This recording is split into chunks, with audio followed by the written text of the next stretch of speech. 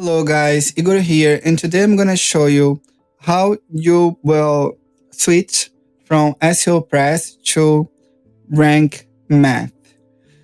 The first thing you need to do is to install rankmath, but do not uninstall or deactivate your SeoPress plugin now. So your SeoPress plugin needs to be on.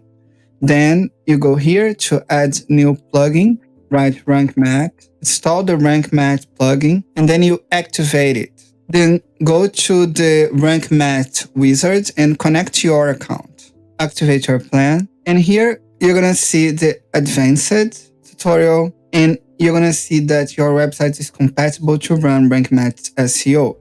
Click on more, and then you can deactivate all the 3 SeoPress plugins. After you deactivate all the 3 plugins, in my case, because I have Schema Pro as well, but in your case, only SeoPress, you click here to start the wizard. So when you start the wizard, let's select that option to input data from.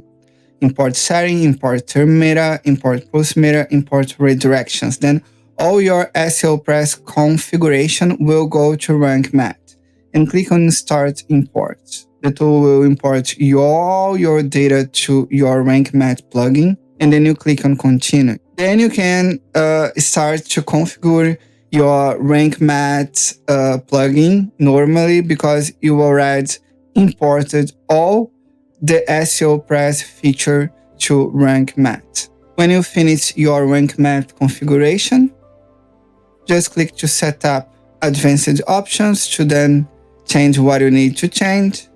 And when you finish, return to your dashboard. Okay, so the only thing that you need to do to import and switch from SeoPress to rankmath is to don't uninstall the plugin, install rankmath first, and then go to the wizard and import the settings the way I did. Thank you so much. Bye-bye.